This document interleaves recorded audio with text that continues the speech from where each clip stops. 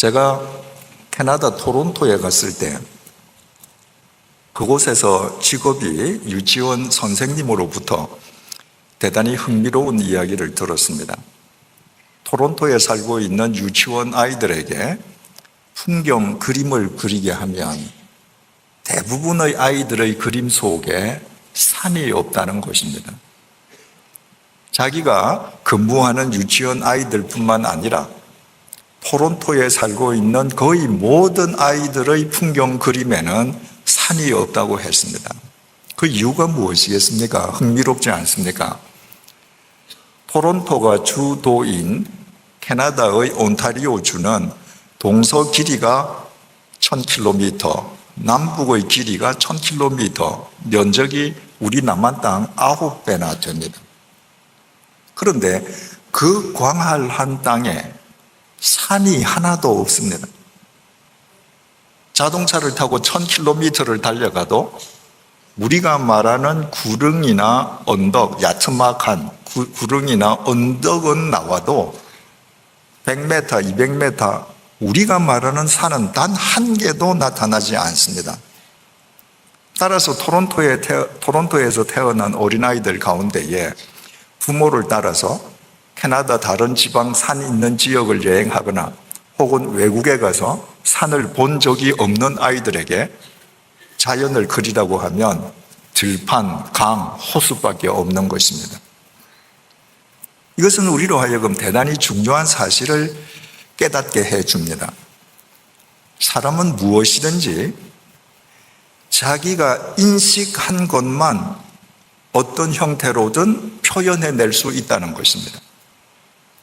사람이 인식하거나 인지한 것이 뇌 속에 인식의 창고에 저장됩니다.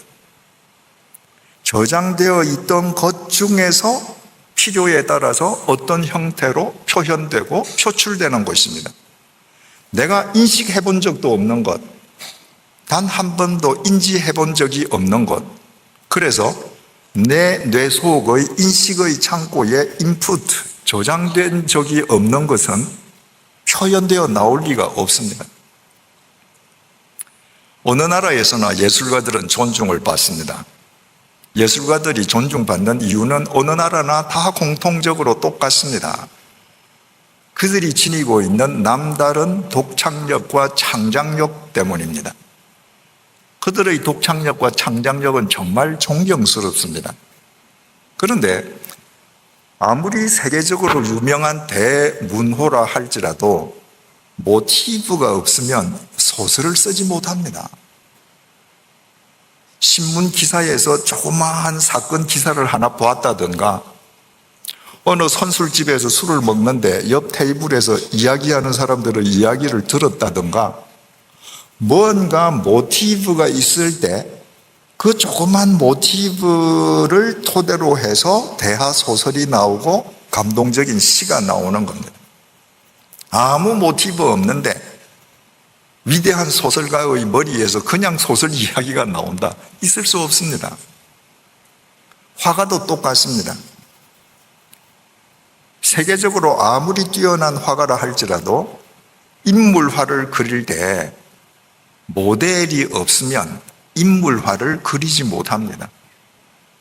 화가는 사람의 우수에 젖은 눈망울, 행복에 겨워하는 미소, 공포에 질린 얼굴 표정을 상상으로는 절대로 그려내지 못합니다.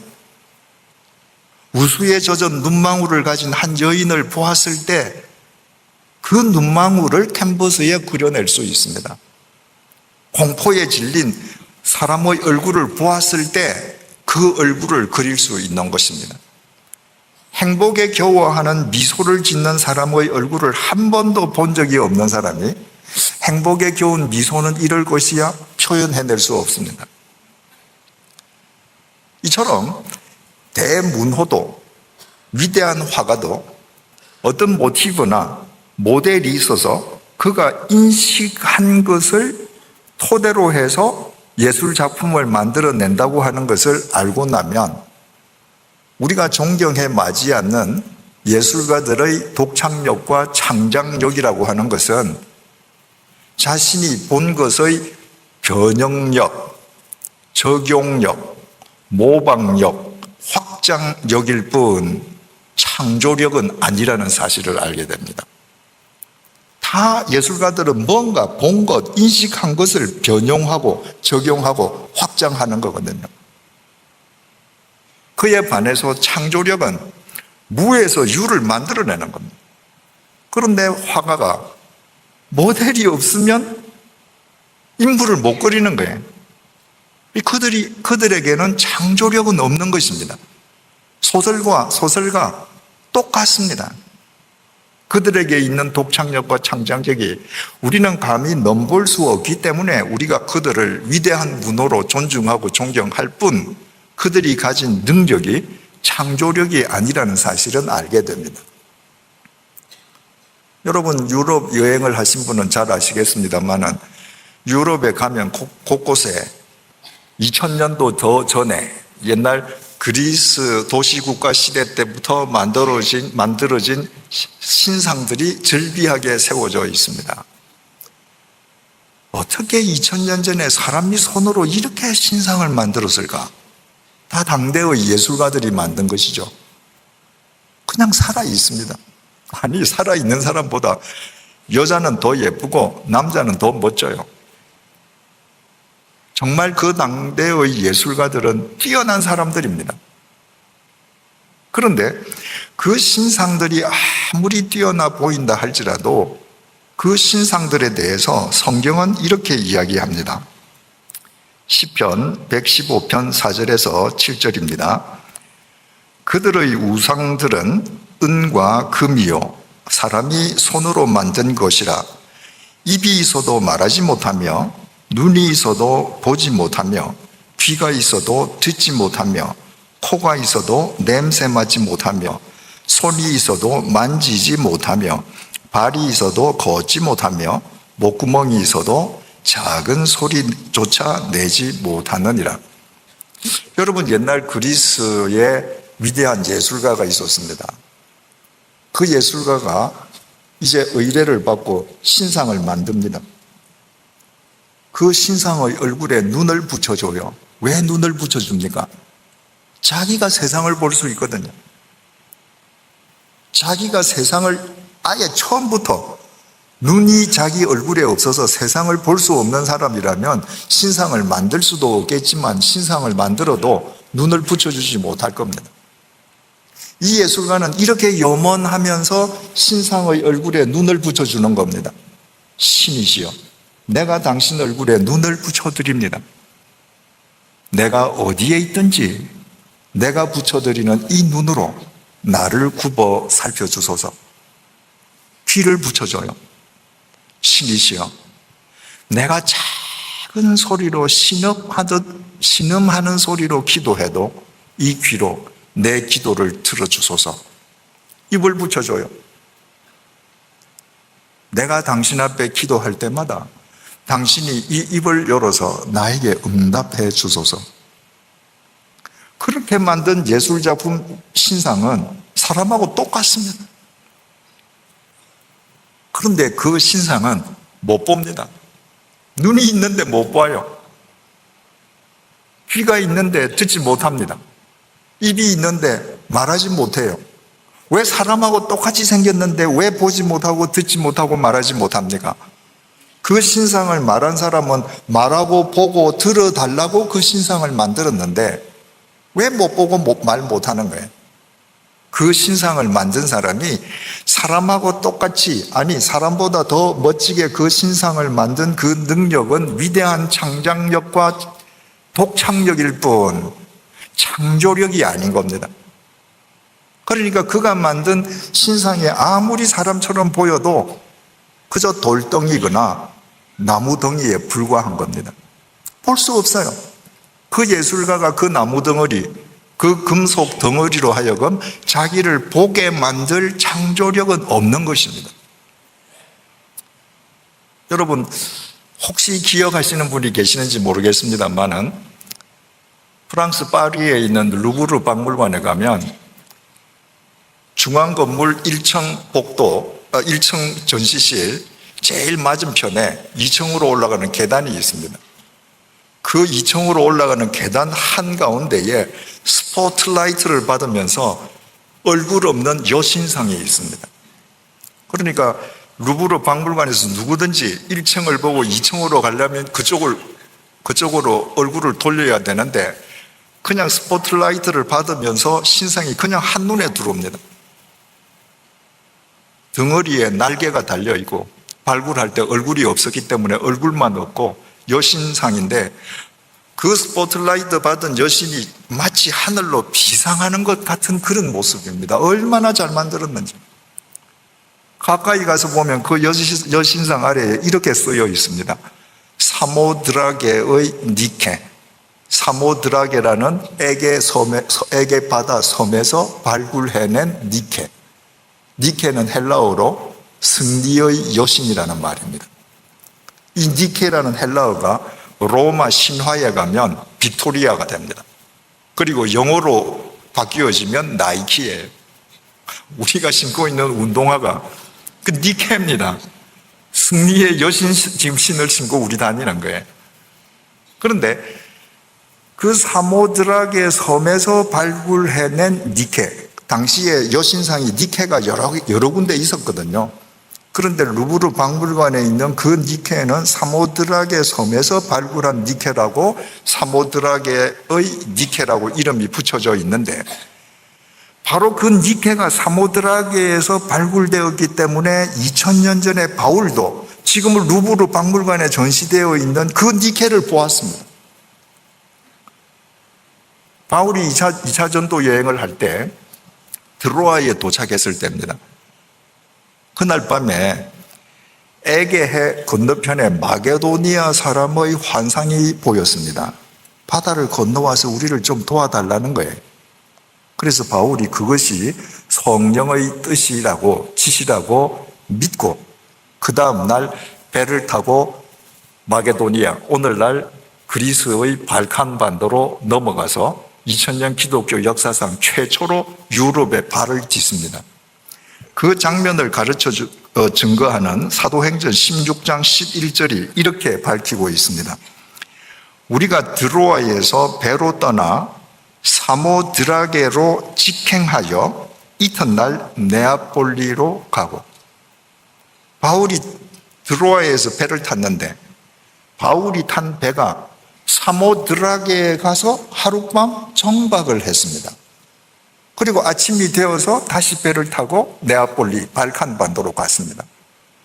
당시에 지금 루브르 박물관에 전시되어 있는 그 여신상이 바로 사모드라게 부두 언덕 위에서 부두를 내려다보면서 서 있었습니다. 이건 역사적인 기록이에요. 그래서 누구든지 부두에 가서 배를 타려고 하면 이 여신상이 보이게 되어 있습니다. 언덕 위에서 이렇게 날개를 펴고 내려다보니까. 그러니까 배를 타는 상인들 누구든지 배를 타기 전에 여신에게 기원을 했습니다. 항해의 안전, 그리고 자기 지금 거래, 비즈니스의 번영을 위해서 기원을 했습니다. 전투에 나가는 군인들은 그 니케, 승리의 여신에게 승리를 기원했습니다. 배에서 내리는 사람은 누구든지 내리면서 그 위에 있는 사모드라게의 여신에게 감사 기원을 했습니다. 바울도 이때 드로아에서 사모드라게에서 내려서 배에서 땅으로 발을 디디면서 그 사모드라게 여신 니케를 보았습니다. 그 마치 비상할 듯이 날아오를 듯이 그 예술적인 그 여신상을 보고 함께 가는 다른 모든 그 배에 탔던 승객들이 다 이렇게 빈다고 해서 바울도 그 여신상을 향해서 빌었겠습니까? 바울이 후에 아테네에 갔을 때 사도행전 17장 16절이 이렇게 증거합니다. 바울이 아덴에서 그들을 기다리다가 그 성에 우상이 가득한 것을 보고 마음에 격분하여, 바울이 아테네를 갔더니 사모드라게처럼 부두에 여신상 하나가 있는 것이 아니라 길거리마다 집집마다 신상들이 세워져 있습니다. 그걸 보고 바울이 격분했습니다. 왜? 보지도 못하고 듣지도 못하는 돌, 나무, 금속을 가져다 놓고 듣는다고, 본다고 사람들이 속고 있거든요. 그러니까 바울이 볼 때에는 그 사모드락의 여신 그것도 그저 대리석 덩어리에 불과했습니다. 그러니까 목이 떨어져서 지금 박물관에 전시되고 있죠. 바울이 에베소에 가서 복음을 전할 때 그 에베소에는 고대 세계 7대 불가사의 중의 하나인 아테미 신전이 있었습니다. 그 아테미 신전 안에는 아테미 여신상이 있었습니다. 그 규모가 얼마나 큰지 피라미드와 함께 고대 세계 7대 불가사의 중에 하나입니다. 그 큰 아테미 신전 그 여신에게 참배하기 위해서 매일 동서남북에서 수없이 많은 참배객들이 아테네를 찾아왔습니다. 참배객들이 많이 아테네를 찾으면 어떻게 되겠습니까? 그들을 위해서 숙박업을 하는 사람이 있죠. 그들에게 밥을 파는 식당업 하는 사람이 있죠. 그들에게 기념품을 파는 사람이 있죠. 그 신전에서 사제들과 신전을 관리하는 사람들이 있죠. 그 안에 여사제들만 1,500명이 있었던 걸로 알려지고 있습니다. 그러니까 에베소에서 살고 있는 시민들 가운데에 대부분의 생계가 그 아테미 신전하고 직결되어 있는 겁니다. 그런데 거기에서 바울이 뭐라고 했는가? 그 아테미 신전을 가리키면서 사도행전 19장 26절입니다. 사람의 손으로 만든 것들은 신들이 아니다. 여러분 지금 저거 참배하러 왔지? 저거 누가 만들었어? 사람이 만들지 않았니? 그게 어떻게 신이겠니? 그게 어떻게 너희들 듣고 보겠니? 에베소 사람이 가만히 두겠습니까? 당연히 죽이려고 하죠. 바울은 목숨을 걸고 그렇게 이야기했던 것입니다. 왜 그렇게 정교한데 왜 보지 못하고 듣지 못하는 돌덩이에 불과한가? 그것을 만든 사람들에게 독창력과 창작력만 있었을 뿐 창조력은 없었다. 오늘 본문은 이렇게 시작됩니다. 시편 94편 8절입니다. 백성 중의 어리석은 자들아 너희는 생각하라. 무지한 자들아 너희가 언제나 지혜로울까?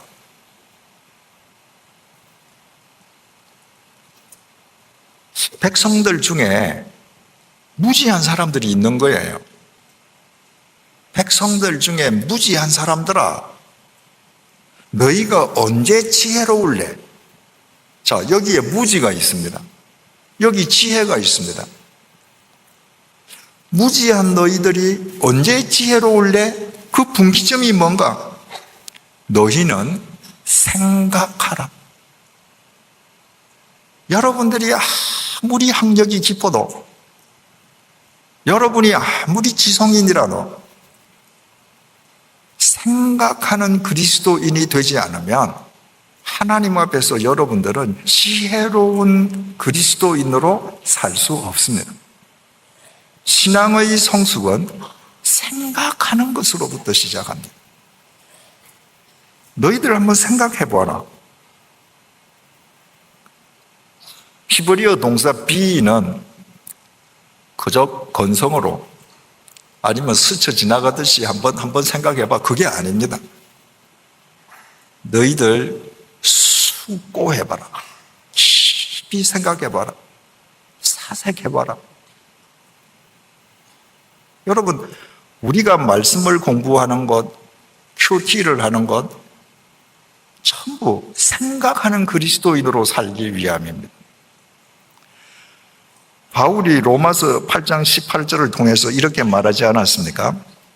생각하건대 현재의 고난은 장차 우리에게 나타날 영광과 비교할 수 없도다. 우리가 잘 아는 구절입니다.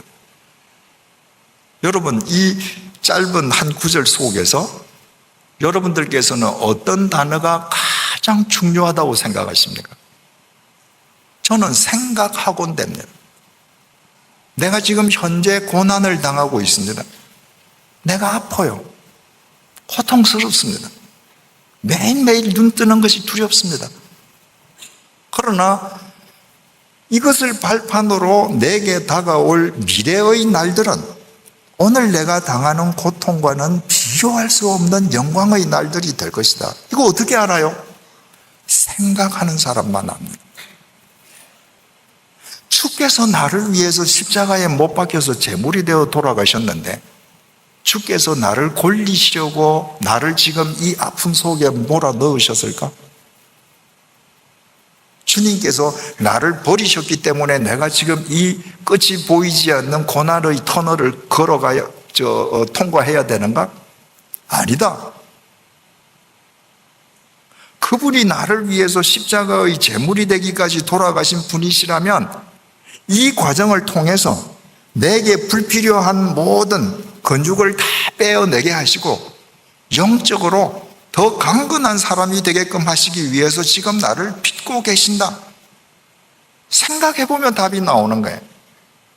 여기에서 생각하건대라는 것도 로기조마이, 그냥 생각이 아닙니다. 이것 역시 숙고하는 겁니다. 사색하는 겁니다. 여러분, 고인이 된 일본의 그 유명한 작가 미우라 야코 여사는 평생 병자로 살지 않았습니까? 젊은 나이에 폐결핵에 걸려서 폐결핵 환자로 살다가 그 폐결핵이 척추 카리에스로 이어져서 7년 동안을 꼼짝 못하고 누워있지 않았습니까? 그리고 척추 카리에스로 일어난 다음에는 죽을 때까지 여러 암에 걸렸습니다. 여러분, 예수 믿고 일평생 병자로 살았으면 짜증스럽지 않겠습니까? 그러나 미우라 야코 여사는 생각하는 크리스찬이었습니다. 그의 병상의 기도가 유명합니다. 병들지 않고는 드릴 수 없는 기도가 따로 있습니다. 병들지 않고는 들을 수 없는 말씀이 따로 있습니다. 병들지 않고는 볼 수 없는 얼굴이 따로 있습니다. 병들지 않고는 나아갈 수 없는 성소가 따로 있습니다.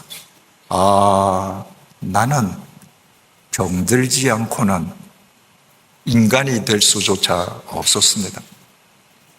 그분은 일평생 병자로 살았지만 로기조마이, 생각하는 그리스도인이었습니다. 생각하건대 내 육체는 지금 이렇게 병 속에서 고통스러워하지만 이 병을 통해서 주님께서 주실 미래의 영광은 좋게 비교하지 않으리라. 그의 주옥 같은 모든 문학 작품은 모두 병 속에서 나왔습니다. 미우라 아야코 여사가 건강한 여인이었으면 그냥 건강한 일본 여성으로 살다 생을 끝내었을 것입니다. 마태복음 6장 28절 30절을 통해서 주님께서 이렇게 말씀하십니다. 또 너희가 어찌 의복을 위하여 염려하느냐? 들의 백합화가 어떻게 자라는가 생각하여 보라. 카타만다노. 이거는 숙고보다 하나가 더 들어갑니다. 심사숙고해봐라. 얘들아, 저 들판에 지금 백합화, 들풀이 어떻게 자라는지 심사숙고 한번 해봐라. 수고도 아니하고 길쌈도 아니하느니라. 그러나 내가 너희에게 말하노니 솔로몬의 모든 영광으로도 입은 것이 이 꽃 하나만 같지 못하였느니라. 오늘 있다가 내일 아궁이에 던져지는 들풀도 하나님께서 이렇게 입히시거든 하물며 너희일까 보냐 믿음이 작은 자들아. 여러분, 우리가 같이 교회에 다니고 교회에 앉아 있는다고 절대로 믿음이 다 같은 믿음이 아닙니다. 주님 보시기에 큰 믿음이 있고 좁쌀만큼 작은 믿음이 있습니다. 그 분기점이 뭔가? 생각하는 것입니다. 생각하지 아니하면 매일매일 뭘 먹을까? 뭘 입을까? 천지를 창조하신 주님, 나를 영원히 구원하시기 위해 십자가의 제물이 되신 주님을 믿는다고 하면서도 이 고기 덩어리를 위해서 염려하고 안달하다가 생이 끝나는 것입니다. 그런 사람들 보고 주님께서 지금 얘기하시는 거예요. 카타만다노, 심사숙고해봐라. 믿음은 생각하는 것입니다. 오늘 이 본문 속에서는 지금 주님께서 뭘 생각하라고 특정해서 말씀하시는가? 본문을 다시 봅니다. 시편 94편 8절에서 9절입니다.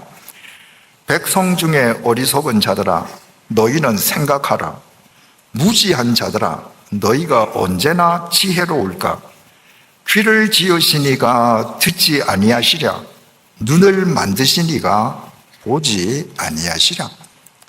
우리가 신앙생활을 하면서, 큐티하면서, 말씀 공부하면서, 경건 훈련하면서 많은 것을 생각하고 숙고하고 사색해야 되지만, 오늘 주님께서 본문을 통해서 우리에게 너희들 심사숙고해봐라 라고 던져주신 명제는 너희들 한번 생각해봐.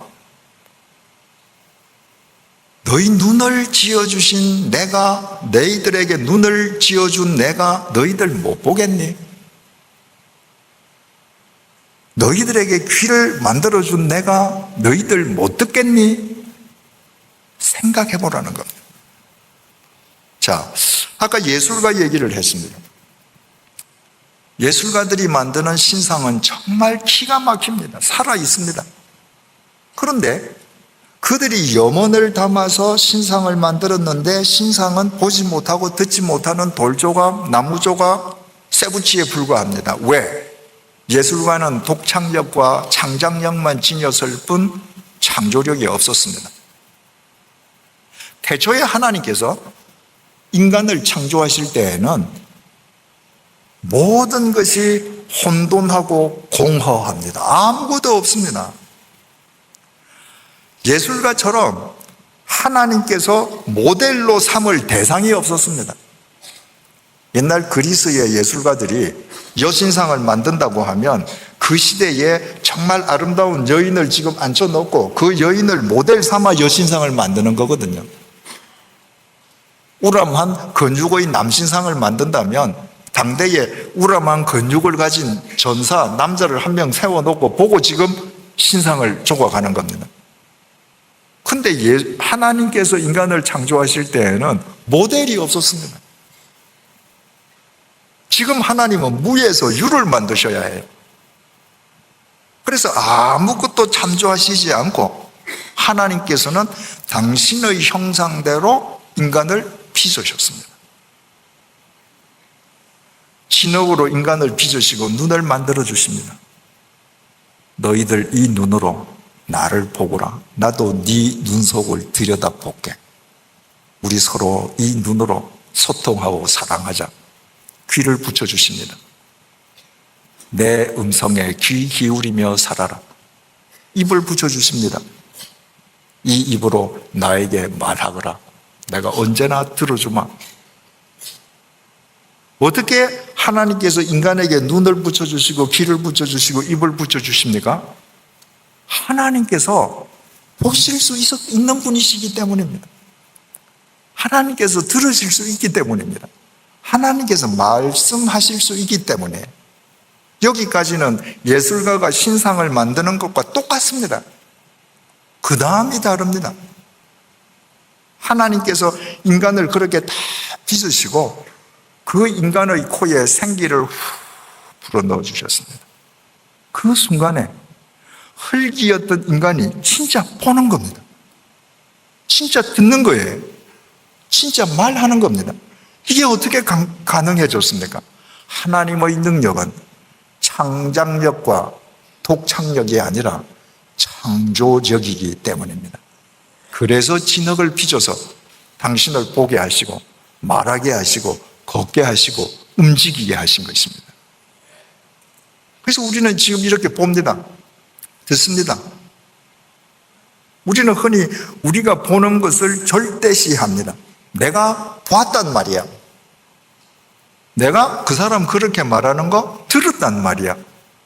하나님께서 우리를 보고 듣게 해주셨기 때문에 우리는 우리가 보고 듣는 것을 절대시합니다. 그런데 우리가 세상의 모든 것 다 볼 수 있습니까? 불가능합니다. 멀리 있는 거 못 보죠? 눈앞에 붙어 있는 거 못 보죠? 내 등 뒤 못 보죠? 우리가 지금 이 강당 안에 앉아 있으면 강당 밖을 볼 수 없습니다. 심지어 내 몸 속에서 암세포가 나를 죽이고 있는데 저는 못 봅니다. 태양처럼 밝은 것도 못 보고 캄캄한 어둠도 못 봅니다. 커도 못 보고 세균처럼 작아도 못 보고 우리가 보는 것이 절대적인 것 같지만 실은 보지 못하는 게 더 많습니다. 듣는 것도 마찬가지예요. 우리는 내가 들었단 말이야. 내가 들은 것을 절대시합니다. 그러나 전문가의 말에 의하면 인간의 귀는 인간의 청력이 포착할 수 있는 파장 이내의 소리만 듣는다고 합니다. 그러니까 그 파장을 넘어서는 소리는 예를 들어서 내 옆에서 대포가 터지는 큰 소리가 나도 우리는 아무 소리가 안 들리는 거하고 똑같은 겁니다. 그 파장 이하의 소리를 못 듣는 것도 두말할 필요가 없죠. 하나님께서 당신의 창조의 능력으로 우리를 보게 하시고 듣게 하셨지만 우리는 육체를 지니고 살아가는 한은 시간과 공간의 지배를 받습니다. 그래서 우리가 보는 데는 한계가 있고 듣는 데도 한계가 있습니다. 그러나 하나님은 영이십니다. 하나님은 그 어떤 것도 장애받지 아니하십니다.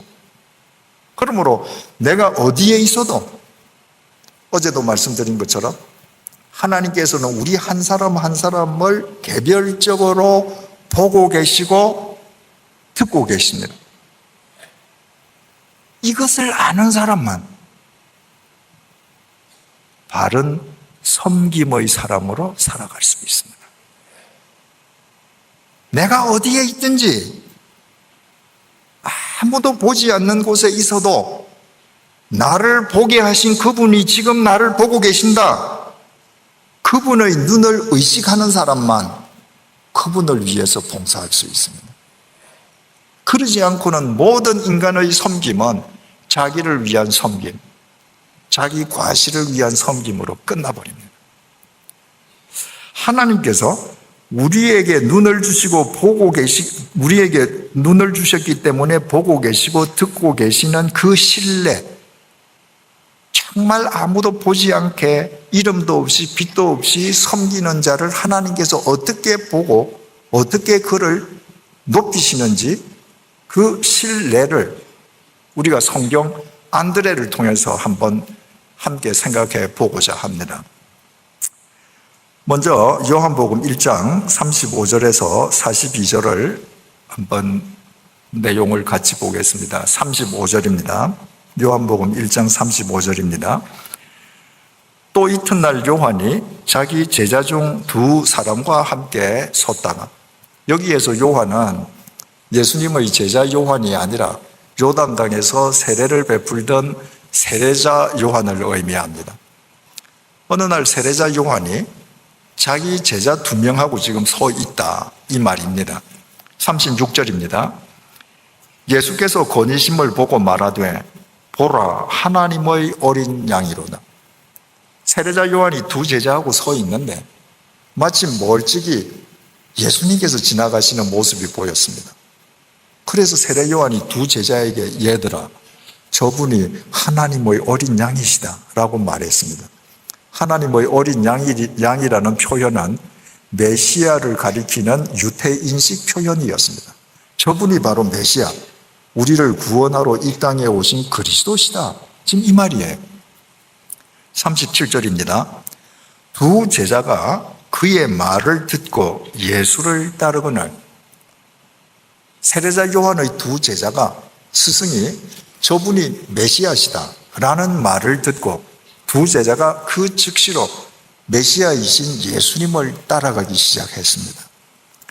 38절입니다. 예수께서 돌이켜 그 따르는 것을 보시고 물어 이르시되 무엇을 구하느냐? 예수님께서 한참 가시다가 뒤에서 자기를 따라오는 사람의 인기척을 아셨습니다. 그래서 예수님께서 발걸음을 돌리셨습니다. 그들을 향해서 당신들 무엇을 요구하시오? 이 문맥의 뉘앙스를 보면요, 지금 이 세례자 요한 제자 두 사람은 저분이 그리스도라고 하시니까 지금 메시아, 이 땅에 강림한 하나님의 아들 성자 하나님이라고 지금 따라가는 거 아닙니까? 그런데 그 메시아가 자기네들을 보고 당신들 내게 무엇을 요구하시오? 뉘앙스상 무엇을 요구하든지 내 다 들어줄게, 이런 뉘앙스입니다. 여러분께서 요즘도 재림주는 많은데 정말 예수님께서 재림하셔서 여러분이 정말 재림주를 만났다고 합시다. 그래서 재림주를 따라가시는데 그 재림하신 주님께서 돌아서셔서 여러분들에게, 내 형제 자매들에게 뭘 해드릴까요? 물으신다면 여러분들 뭐라고 대답하시겠습니까? 뭐 요구할 거 많겠습니까? 그죠? 주로 내가 평소에 필요로 했던 것들. 그런데 이 세례자 요한의 두 제자가 뭐라고 했느냐 하면, 예수께서 돌이켜 그 따르는 것을 보시고 물어 이르시되 무엇을 구하느냐? 이르되 랍비여 어디 계시오니까 하니, 랍비는 번역하면 선생이라. 참 지혜로운 제자들이고요, 우리가 꼭 본받아야 할 제자들입니다. 오늘날 많은 교인들이 사람의 말에 현혹당합니다. 여러분, 아무리 설교를 잘하는 자의 설교라 할지라도 설교는 공기의 진동에 불과합니다. 순식간에 없어집니다. 이 두 제자는 말로 예수님의 메시아 되심을 확인하려 하지 않았습니다. 당신이 정말 메시아입니까? 우리 스승이 당신이 메시아라고 하는데 당신 메시아 맞습니까? 당신 입으로 좀 한번 확인시켜 주세요. 그러지 않았습니다. 이 두 사람은 당신 어디 계십니까? 바꾸어 말하면 당신이 살고 있는 삶의 현장을 좀 우리한테 보여주세요. 이 두 사람은 예수님의 말로 예수님의 메시아 되심을 확인하려 한 것이 아니라 예수님의 삶의 현장을 보고 그분의 사시는 모습을 보고 그분의 행동을 보고 자신들의 두 눈으로 확인하고 그분이 이 땅에 강림하신 메시아라는 것을 확정하기를 원했던 것입니다. 그래서 당신 어디에 사십니까? 우리 따라가서 좀 봐도 됩니까? 39절입니다. 예수께서 이르시되 와서 보라. 예수님 대답이 간단합니다. 야, 내 아침에 나오면서 내 이불을 안 개켰는데 뭐 집까지 가냐? 우리 여기서 얘기하자. 그게 아닙니다. 예수님, 어떤 토도 달지 아니하시고 너희들이 내가 사는 삶의 현장을 보고 내가 메시아인 거 확인하고 싶으니 와서 보아라.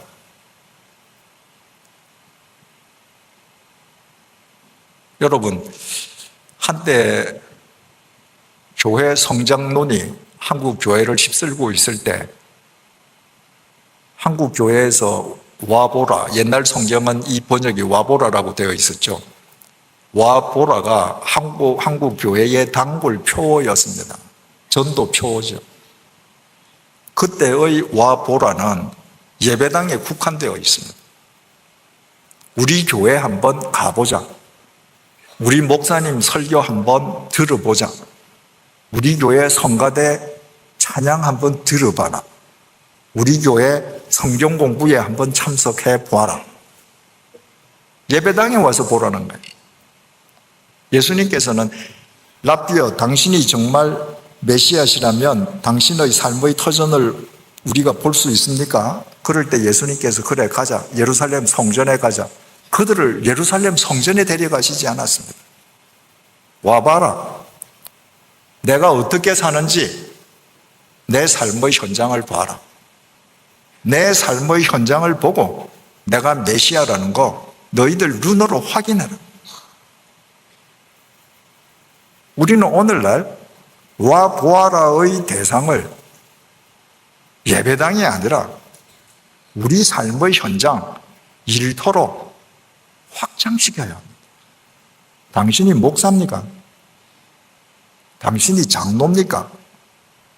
당신이 권사입니까? 당신이 집사입니까? 당신 예수 믿는 그리스도인입니까? 내가 당신 진짜 목사라는 거 어떻게 알아요? 당신이 진짜 장로라는 거 어떻게 알아요? 우리는 답해 줄 수 있어야 합니다. 와봐라. 우리 집에 와봐라. 내가 우리 가족들하고 어떤 인생관과 가치관으로 살아가는지 우리 집에 와서 보아라. 내가 우리 자식들을 어떤 교육관으로 교육시키는지, 우리 자식들로 하여금 이 세상에 대해서 어떻게 공적 책임을 지면서 살게 하는지 우리 집에 와봐라. 네가 내가 장로인 거 알고 싶으니 내 사무실에 와봐라. 내가 얼마나 정직하게 일해서 돈을 벌고 번 돈을 내가 어떻게 쓰고 있는지 네 눈으로 와서 봐라. 그리고 내가 장로인지 아닌지 네가 확인해라. 여러분, 우리가 예수님처럼 내 삶의 터전으로, 내 사무실로, 내 일터로 사람들을 와 보라라고 말하고 그들이 와서 보고 우리를 따라서 살게 할 수 있지 않는 한 교회가 아무리 많아도 교회로 인해 세상은 새로워지지 않습니다.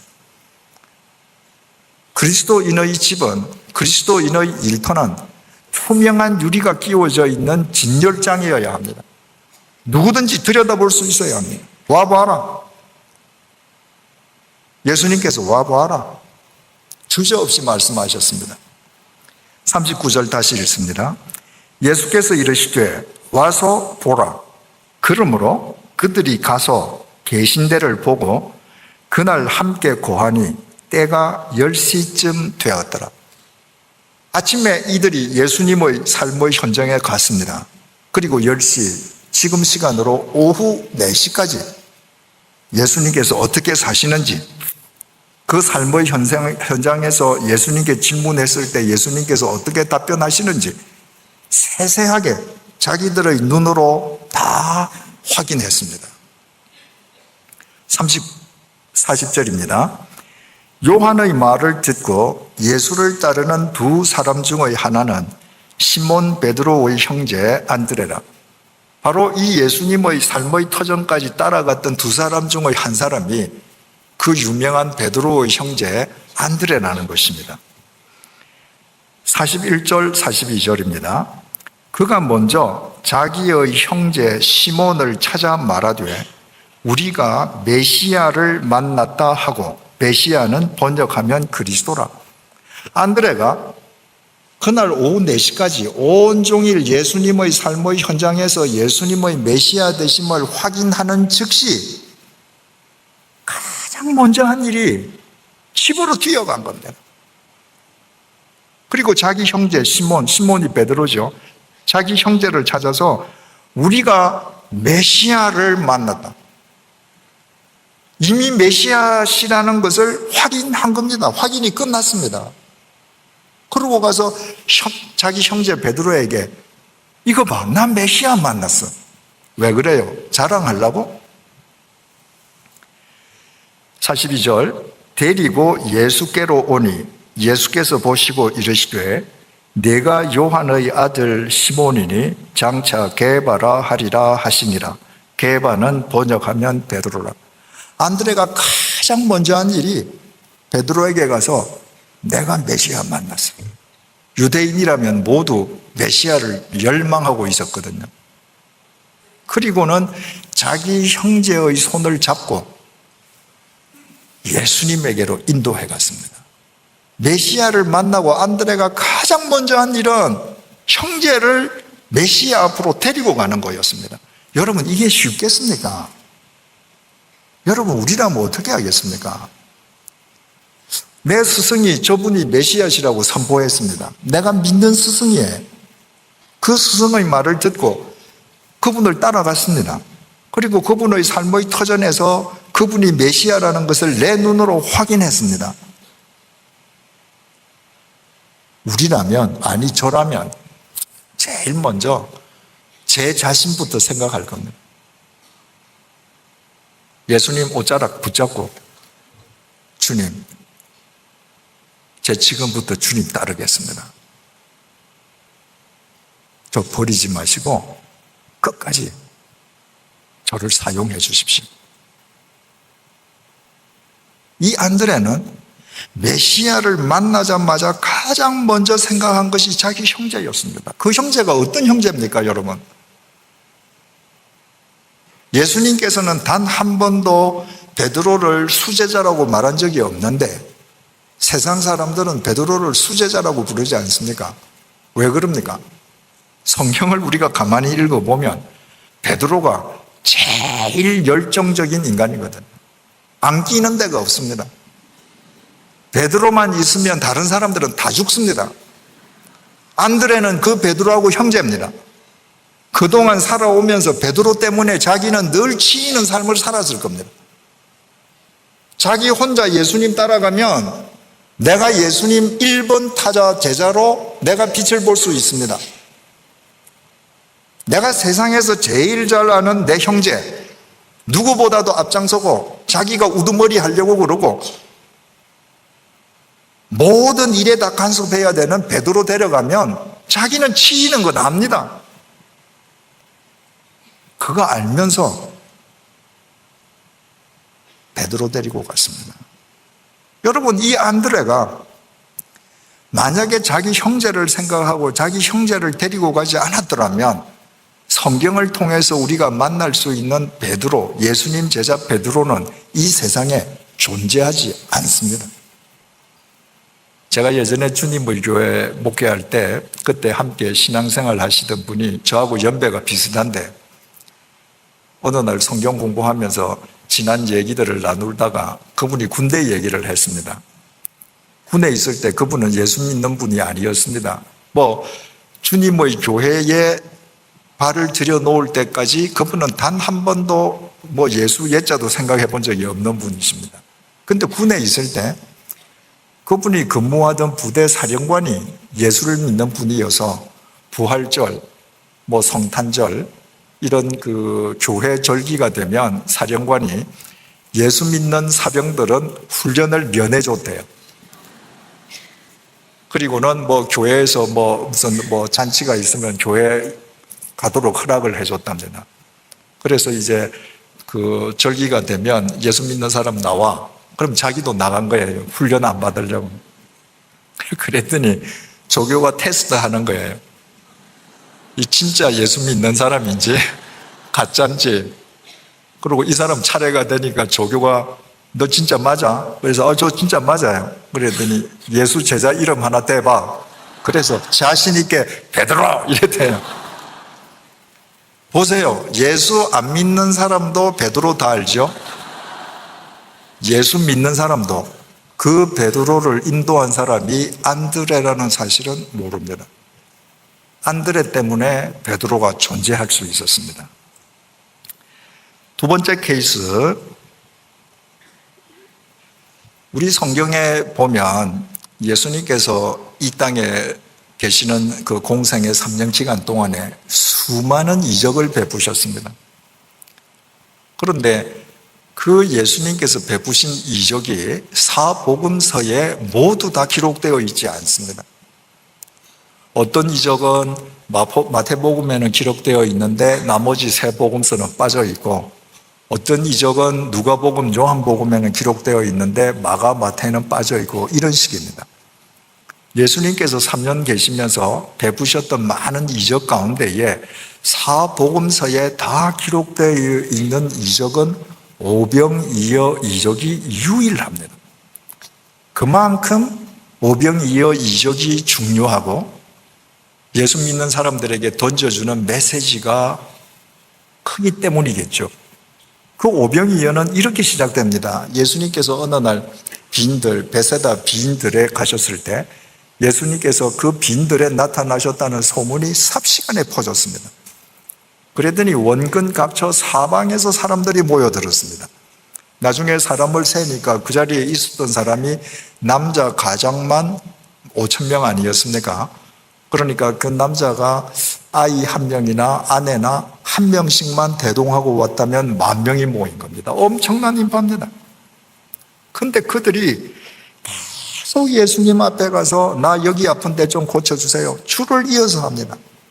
지금 해가 저물어 가는데 사람들이 돌아갈 생각을 안 하는 겁니다. 마태복음 14장 15절에서 16절입니다. 저녁이 되매 제자들이 나와 이르되 이곳은 빈 들이요 때도 이미 저물었으니 무리를 보내어 마을에 들어가 먹을 것을 사 먹게 하소서. 예수께서 이르시되 갈 곳 없다. 너희가 먹을 것을 주라. 지금 땅거미가 지기 시작한단 말입니다. 그러니까 제자들이 예수님께 나와서 예수님 지금 이미 해가 져 가는데 이 사람들 이렇게 하다가 다들 저녁 굶습니다. 그러니까 지금 인근 마을로 다 보내어서 이 사람들 저녁밥 사 먹게 하시는 게 좋지 않겠습니까? 굉장히 인도적인 이야기 같죠. 여러분 그 시대 상황을 생각해 보세요. 지금 이 빈들의 10,000명이 있는데 그들이 처해 있는 그 지방은 갈릴리 빈민지역입니다. 그 10,000명이 어느 마을에 가서 동시에 밥 사 먹을 식당이 있습니까? 없습니다. 갈릴리 그 가난한 마을들에는 식당이라는 게 없습니다. 설령 10,000명을 수용할 수 있는 식당이 있다 할지라도 하루 벌어 하루 먹는 그 사람들 주머니에 밥 사 먹을 돈이 있겠습니까? 없습니다. 제자들 뻔히 아는 거예요. 그런데 예수님에게 말은 이렇게 미사역으로 했습니다. 자기네들이 귀찮은 거예요. 빨리 파장하고 집에 가고 싶은 겁니다. 그러니까 예수님 이 사람들 마을에 보내서 밥 식당에서 사 먹게 하죠. 예수님께서 그 속을 꿰뚫어 보시지 않겠습니까? 그랬더니 예수님께서 갈 거 없다. 너희들이 먹을 것 줘. 명령입니다. 너희들이 먹을 것 줘.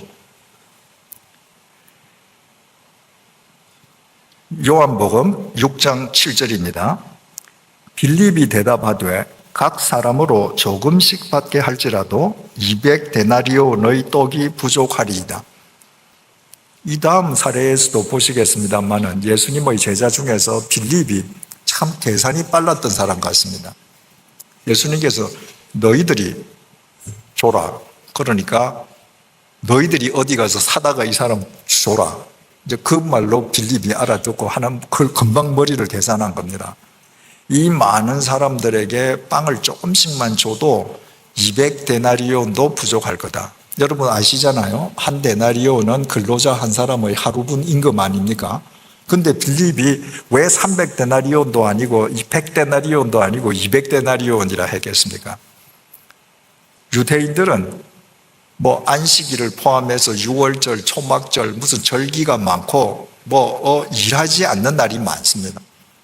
그러니까 그걸 다 빼면 1년에 임금을 받고 일을 하는 날짜는 1년에 한 200일 되는 거예요. 그러니까 200데나리온 하면 이걸 요즘 말로 여러분들 이해하기 쉽게 바꾸어서 표현하면 한 사람 1년 연봉을 다 쏟아부어도 안 됩니다. 이 말인 거예요. 8절 9절입니다. 제자 중 하나 곧 시몬 베드로의 형제 안드레가 예수께 여짜오되 여기 한 아이가 있어 보리떡 5개와 물고기 2마리를 가지고 있나이다. 그러나 그것이 이 많은 사람에게 얼마나 되겠사옵나이까. 다른 모든 제자들은 다 지금 손 놓고 있는 겁니다. 이거는 예수님께서 너희들이 먹을 것 주라고 한 것은 예수님이 실수하신 거예요. 그럼 불가능한 명령이에요. 그런데 제자들 중에서 안드레만 예수님께서 너희가 먹을 것을 주라고 하셨기 때문에 혹시 이 사람들 가운데에 누군가가 좀 먹을 것을 지니고 있는 사람이 있을까? 10,000명을 헤집고 다녔습니다. 그 인파를 헤집고 다니면서 음식을 가지고 있는 딱 한 명, 유일한 소년 한 명을 발견했습니다. 그 소년에게는 보리떡 5개와 물고기 2마리가 있었습니다. 여러분, 성경에 떡이라고 번역된 것은 다 적절한 번역이 아닙니다.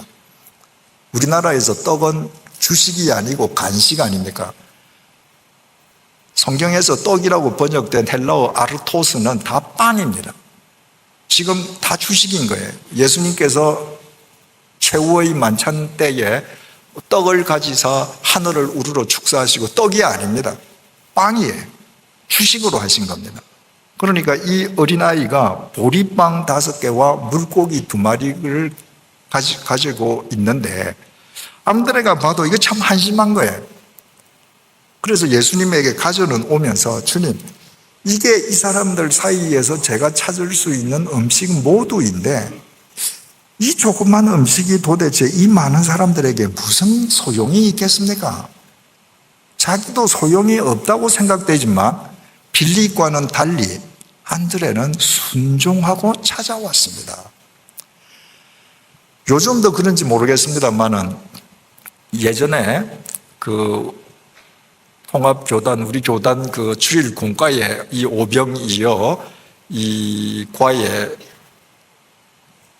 사파를 보면 말입니다. 소년이 예수님 앞에 보리빵 큰 거 5개 하고 이 생선도 팔뚝만 거 2마리를 이렇게 가지고 나오는 그림이 그려져 있었습니다. 그러니까 보리빵 5개 또 물고기 2마리 하니까 이거 대단히 크게 보이잖아요. 그런데 이 오병이어와 똑같은 형태의 칠병이어를 증언해주는 마태복음 15장 34절에 물고기라는 이 단어가 지소사로 기록되어 있습니다. 본래 물고기라고 하는 헬라어 단어는 익디스인데 이크디디온이라고 기록되어 있습니다. 이크디디온은 익디스, 물고기의 지소사입니다. 지소사라고 하는 것은 의미가 뭐냐 하면 모양은 같은데 크기는 작은 것을 의미합니다. 비올라라는 악기가 있습니다. 그런데 비올라하고 모양은 같은데 그보다 작게 만든 것이 바이올린입니다. 그러니까 바이올린은 비올라의 지소사가 되는 겁니다. 송아지는 소의 지소사, 망아지는 말의 지소사입니다. 그러니까 흔히 우리가 그림에서 보듯이 이 어린아이가 이만한 빵 5개 하고 이런 생선 2마리를 자루에 넣고 있는 게 아니라 이 가난한 갈릴리 빈민촌에서 아이가 아침에 놀러 나가면 밤에 들어오거든요. 우리 다 어릴 때 그러지 않았습니까?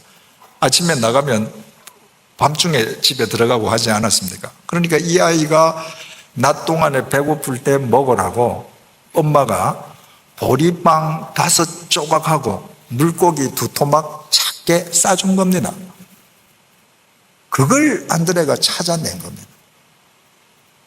그거를 예수님께서 받으시고 누가복음 9장을 보면 말이죠. 제자들에게 명하셔서 이 10,000명을 50명씩 그룹핑을 해서 다들 나누어서 앉게 해라 이러십니다. 여러분, 10,000명을 50명씩 그룹을 지어서 앉게 하면 200그룹이 됩니다. 그때 마이크가 있었겠습니까? 마이크로폰이 있겠습니까? 10,000명을 50명씩 200그룹으로 나누는 데만도 엄청난 시간이 걸렸을 텐데 제자들이 지금 보건대 예수님이 건네받은 것은 빵 5조각이하고 물고기 2토막밖에 없습니다. 근데 예수님께서 너희들 50명씩 따로따로 앉게 해. 다른 제자들은 건성건성했을 것입니다. 왜? 지금 예수님께서 말도 안 되는 짓을 하고 계시니까. 안드레가 제일 성심껏 사람들 사이를 다니면서 50명 앉혔을 것입니다. 그들이 다 50명씩 200그룹이 앉고 난 다음에 예수님께서 어린아이에게 건네받은 빵 5조각과 물고기 2토막을 하늘을 우러러 축사하시고 떼기 시작하시는데 그 빈들에 있는 그 무리가 다 먹었습니다. 그리고 12광주리가 남지 않습니까? 여러분, 지난 2000년 동안에 이 오병이어의 기사를 보면서 얼마나 많은 그리스도인들이 동서고금의 그리스도인들이 소망을 얻고 위로를 얻었겠습니까? 저도 이 오병이어를 보고 위로를 받은 적이 한두 번이 아닙니다. 내 능력은 좁쌀만 할지라도 주님께서 나와 함께 하시면, 주님의 은혜가 임하면, 오병이어의 은혜로 주님께서 함께 해주시면 내 능력으로는 이룰 수 없는 일을 주께서 이루어 주실 것이다. 그런 은혜를 누린 적이 한두 번이 아닙니다. 여러분 다 저런 그 경험이 있으실 거예요. 내 주머니에 지금 10원짜리 하나밖에 없어도 주님께서 함께 하시면 이 10원으로 내가 넉넉하게 지금 내 눈앞에 있는 이 문제의 언덕을 넘게 해 주시리라. 그리고 주님 오병이어 은혜로 그 언덕을 넘은 적이 한두 번이 아닐 겁니다. 얼마나 그 오병이어의 역사가 중요하면 사복음서에 다 기록된 유일한 이적이겠습니까? 그 오병이어의 이적은 안드레가 없었으면 이루어지지 않았습니다.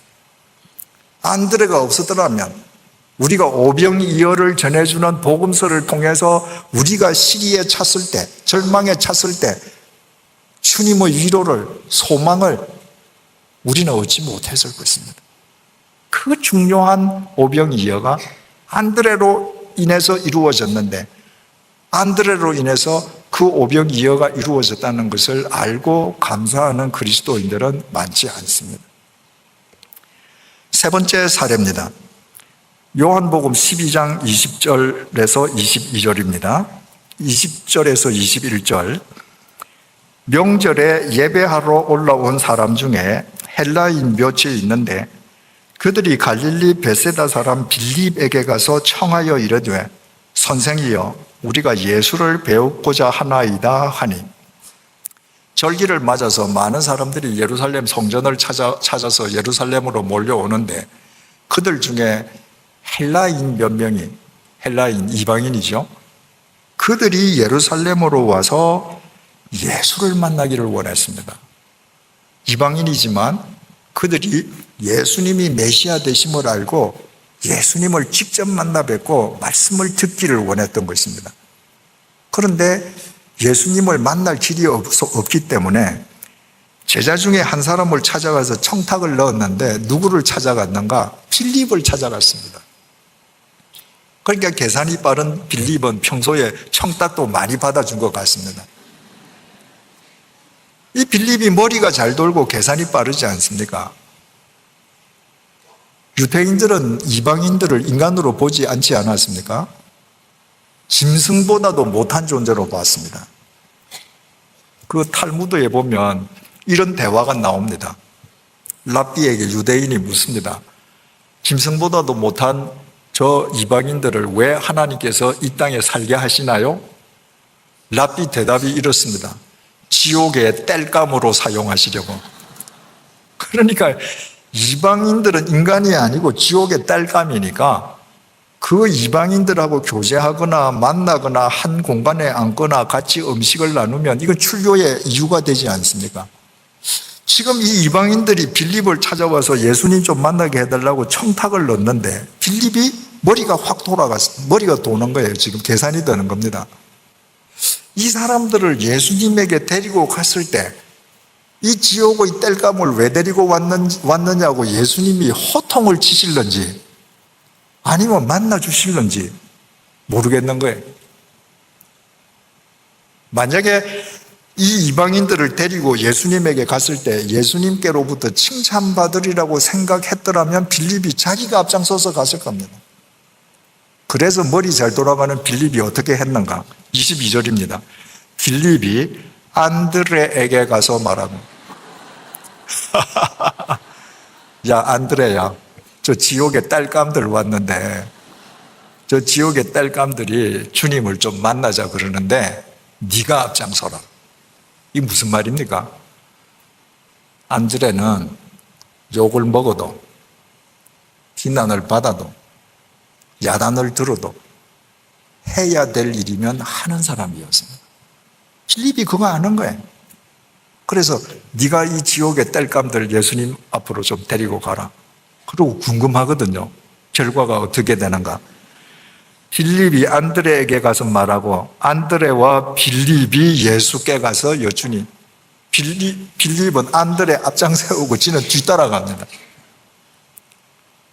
안드레가 있었기 때문에 최초의 이방인이 예수 그리스도를 만나서 구원을 얻습니다. 여러분, 이 세 가지 사례들을 보십시오. 위대한 베드로가 안드레로 인해서 존재할 수 있었습니다. 사복음서에 다 기록되어 있는 주님의 가장 중요한 오병이어의 역사가 안드레의 순종으로 가능해졌습니다. 최초의 이방인이 이 안드레가 있음으로 인해 주님을 만나서 구원을 얻습니다. 안드레가 한 일은 전혀 빛나는 일이 아닙니다. 어떻게 보면 욕들을 수 있는 일입니다. 예수님께서 너희가 먹을 것을 주라고 말씀하시는데 그 만명을 해집고 다니면서 겨우 찾아온 것이 빵 5조각에 물고기 2토막. 야, 너 그게 지금 먹을 거라고 찾아왔냐? 야단 들을 수도 있는 일입니다. 그러나 안드레는 빛도 없이 이름도 없이 해야 할 일을 묵묵하게 섬기며 행하는 사람이었습니다. 그 안드레로 인해서 기독교 2000년 역사상에서 가장 중요한 획이 3개나 그어집니다. 중요한 사실은 보이지 않는 곳에서 안드레가 이렇게 순종하고 섬김의 삶을 살았다는 것을 요한 사도만 보고 요한복음에만 기록했습니다. 마태복음에 안드레 이 봉사가 나와 있지 않습니다. 다른 마태, 마가, 누가복음에는 제자들의 이름을 열거할 때 거기에 안드레 이름은 거기에 끼어 있을 뿐입니다.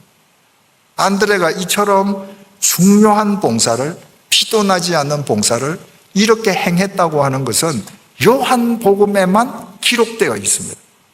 어떻게 요한 사도만 그 안드레를 보고 그것을 자기가 요한복음서를 기록하면서 기록할 수 있었겠습니까? 예수님께서 십자가에 못 박혀서 이제 운명하시기 전입니다. 바로 자기 눈앞에 당신이 사랑하시는 제자 요한이죠. 요한은 요한복음을 기록하면서 자기 자신을 예수가 사랑하는 제자라고 기록했습니다. 그만큼 예수님께서 자기를 사랑하셨다는 데 대해서 자부심을 갖고 있었습니다. 요한이 있고 자기 생모 마리아가 보였습니다. 그 상황을 요한복음 19장 26절에서 27절에 이렇게 정언합니다. 예수께서 자기의 어머니와 사랑하시는 제자가 곁에 서 있는 것을 보시고 자기 어머니께 말씀하시되 여자여 보소서 아들이니이다 하시고 또 그 제자에게 이르시되 보라 네 어머니라 하신대 그때부터 그 제자가 자기 집에 모시니라. 예수님께서 자기의 사랑하는 제자 요한을 보고 운명하시기 전에 턱으로 자기 어머니를 가리키면서 요한아 네 어머니다. 요한하고 예수님은 생모 마리아로부터 같이 태어난 형제가 아닙니다. 스승과 제자예요.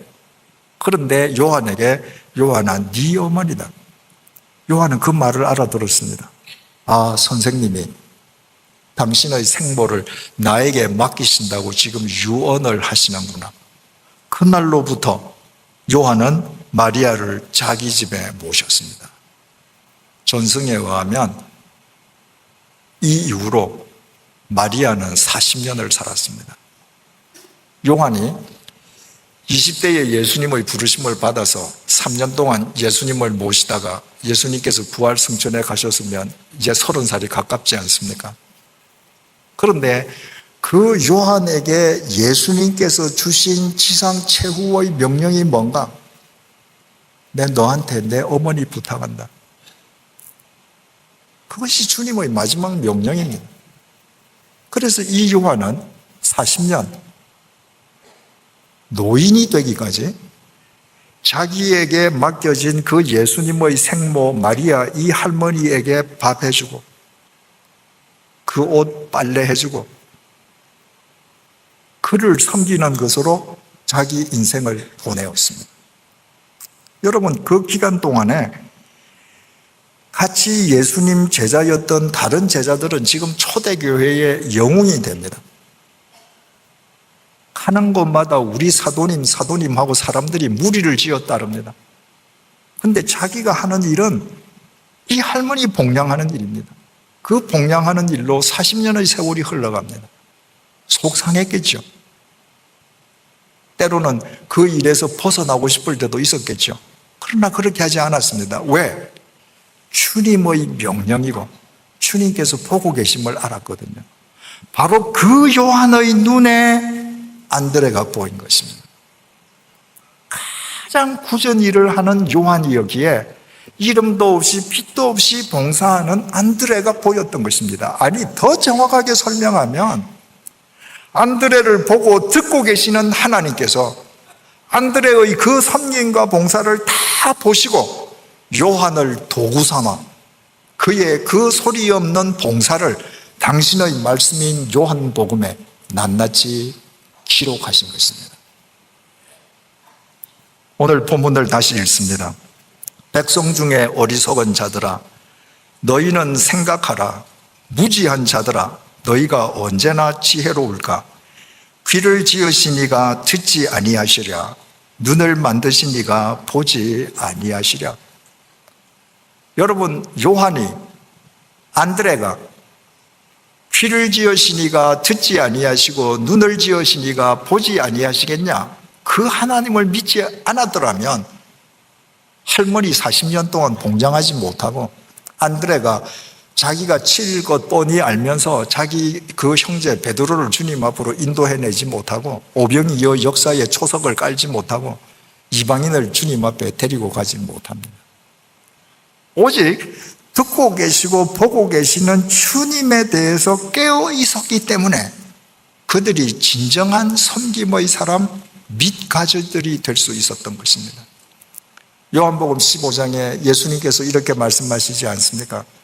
내 아버지는 농부시고 나는 포도나무고 너희들은 가지다.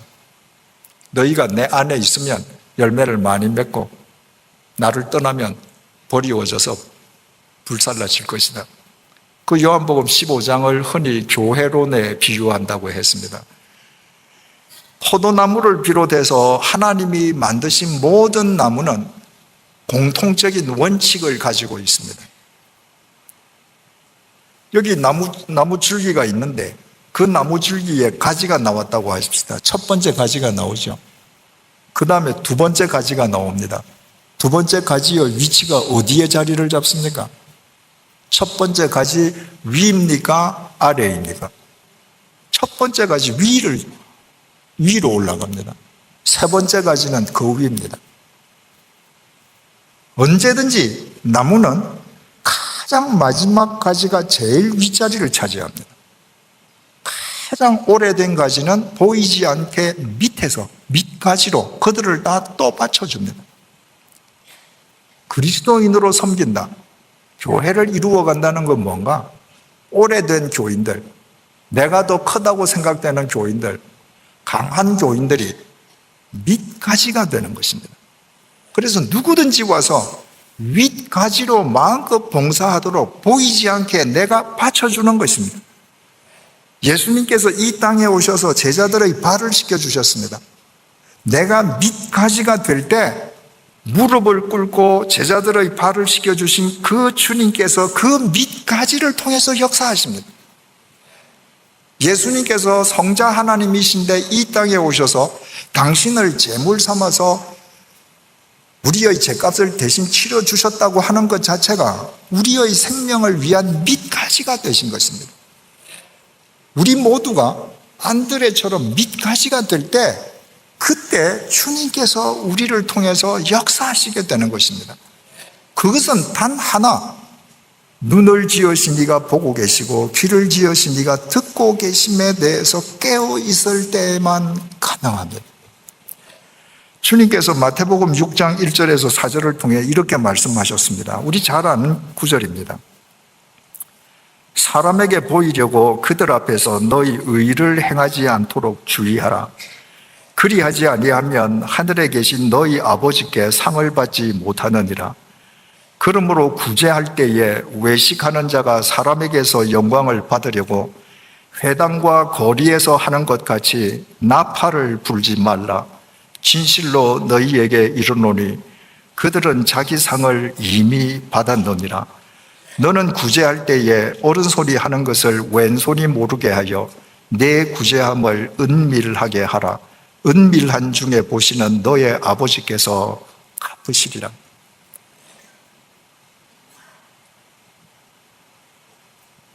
여러분, 우리는 봉사를 하는데 봉사를 하고 나서 반드시 스포트라이트가 있어야 됩니다. 사람들의 박수갈채가 있어야 합니다. 주님께서는 우리를 가리켜서 너희들 나팔을 불지 말라고 그럽니다. 내가 왜 나팔을 붑니까? 주님께서 이미 보신 것을 내가 인식하지 못하기 때문입니다. 주님 보시면 누가 보든 보지 않든 상관없습니다. 김만수 목사님께서 기억하시는지 모르겠습니다만은 우리가 강남 YMCA 그 앞쪽 옛날 수협이 사용하던 그 건물 1, 2층을 빌어서 거기에 사무실이 있을 때 1층에 화장실이 그 오른쪽 안쪽에 있었습니다. 새벽 기도회가 끝나면 아무도 모르게 그 화장실에 타오를 가는 교인이 있었습니다. 제가 교역자 회의 시간에 누구가 새벽 기도회 끝나면 타오를 간다. 그분은 내가 당신을 본 걸 모르신다. 여러분들 새벽 기도 끝난 다음에 절대로 화장실 가지 마라. 그분이 은밀하게 하시도록 끝까지 지켜드리죠.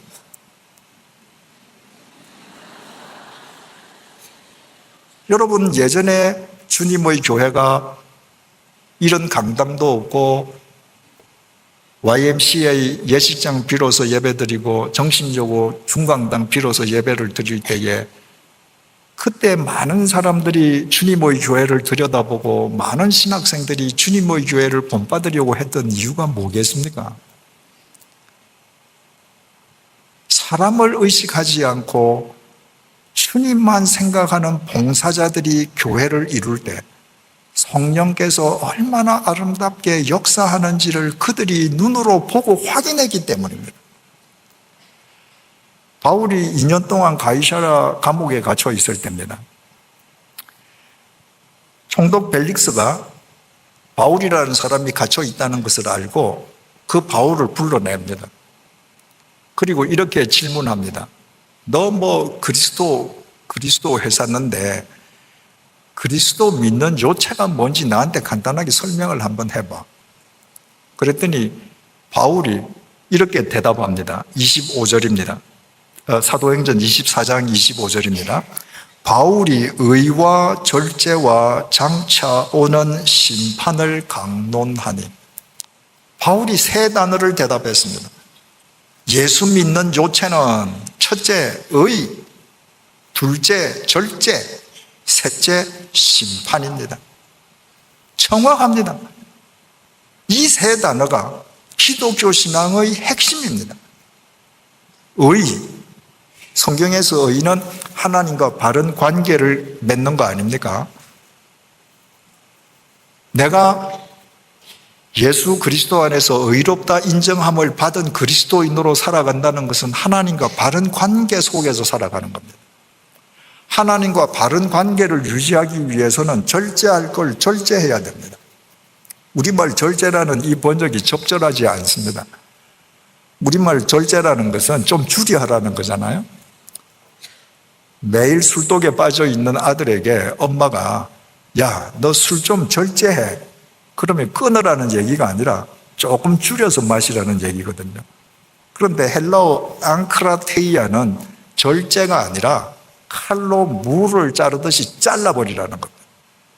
영어로 put aside, 제쳐버리라는 겁니다. 내가 하나님과 바른 관계를 맺고 살아가려면 세상에서 내가 무를 칼로 자르듯이 잘라서 버릴 걸 버리지 않으면 안 됩니다. 그리고 마지막에 하나님의 심판을 믿어야 합니다. 하나님의 심판이 뭡니까?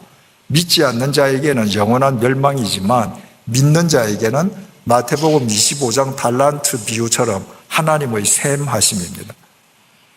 여러분, 한 몇 년 정도 교회 다니고 신앙생활 하면 기독교 여체는 의, 절제, 심판이라는 거 다 압니다. 그럼에도 불구하고 하나님과 바른 관계를 맺고 그 바른 관계를 맺기 위해서 잘라야 될 걸 잘라버리는 앙크라테이아의 삶을 사는 사람들은 드뭅니다. 왜 그럴까요? 기독교 요체는 의, 절제, 심판이지만 믿음의 진행, 진전은 역순으로 된다는 걸 모르기 때문입니다. 여러분, 누가 앙크라테이아 할 수 있습니까? 심판을 믿는 사람만 가능합니다.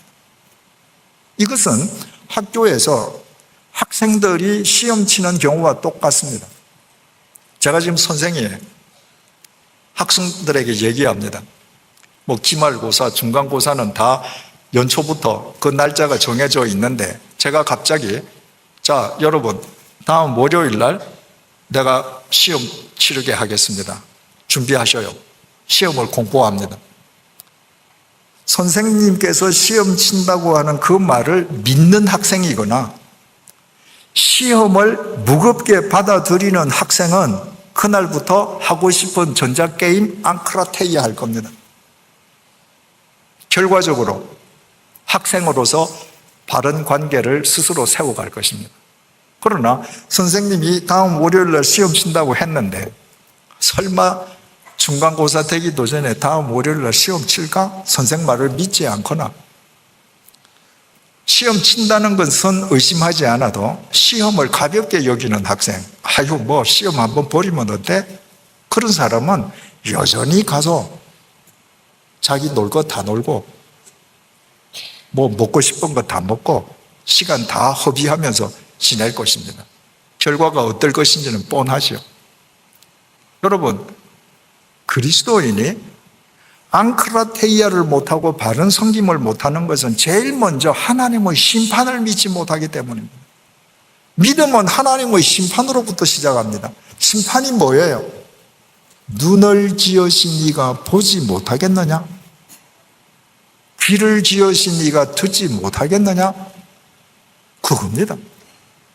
그 하나님을 믿으면 내가 지금 앵크라테이아 할 거 앵크라테이아 하고 내가 걸어가야 할 섬김의 길, 그 섬김이 그 대상이 가족이든 교회 교인이든 대사회인이든 내가 걸어가야 할 섬김의 길을 걸어갈 수 있습니다. 그래서 결과적으로 하나님과 바른 관계를 맺어갈 수 있는 것입니다. 사랑하는 교우 여러분, 좋은 교회가 어떤 교회이겠습니까? 건물이 큰 교회, 출석 교인이 많은 교회, 천문학적인 액수의 헌금이 많이 나오는 교회 아닙니다. 좋은 교회는 안드레가 많은 교회입니다. 안드레는 눈을 지으신 이가 보고 계시고 귀를 지으신 이가 듣고 계시는 샘하시는 그 하나님을 믿는 사람입니다. 그 안드레가 있는 교회가 소리 없이 빛도 없이 사람이 보이지 않는 곳에서도 하기 싫을 때에도 자기가 행할 일을 함으로 주님의 몸된 교회를 바르게 이루어 갈 수 있습니다. 사랑하는 주님의 교회 모든 교우들께서 보고 계시고 듣고 계시는 그 하나님에 대해 깨어 있으심으로 이 시대의 안드레들이 되시기를 바랍니다. 여러분들의 모임인 주님의 교회가 여러분들로 인해 명목상의 주님의 교회가 아니라 명실상부한 주님의 교회가 될 것이고 바로 여러분들로 인해 세상으로부터 신뢰를 상실한 이 땅의 교회가 주님의 교회로 회복되는 역사가 일어나게 될 것입니다. 기도하시겠습니다. 하나님, 봉사하지 않는 것이 아니었습니다. 누구보다 열심히 봉사했습니다. 그와 동시에 늘 사람들의 박수갈채와 스포트라이트를 갈망했습니다. 주님, 그래서 그 모든 것이 하나님을 위한 섬김이나 봉사가 아니라 결국 나 자신을 과시하기 위함이었음을 이 밤에 깨닫게 해주셔서 진심으로 감사합니다. 우리에게 눈을 주신 하나님께서 나를 언제나 보고 계시고 우리에게 귀를 주신 하나님께서 언제나 듣고 계심을 잊지 않게 해주시기를 간구합니다. 머리 숙인 주님의 사랑하는 자녀들이 언제든지 어디에서나 안드레로 살아가게 해주십시오. 빛도 없이 사람들이 보지 않아도 행하여야 할 일이기 때문에 묵묵하게 행하는 안드레가 되게 해주시기를 간구합니다. 그리하여 주님의 교회가 주님 오시는 날까지 오직 주님만 주인 되시는 주님의 교회가 되게 해주시고 이 땅에 주님의 교회가 있음으로 인해 이 땅의 많은 교회들이 주님의 교회로 소생되는 생명의 역사가 일어나게 도와주시옵소서. 예수님의 이름으로 기도드립니다. 아멘.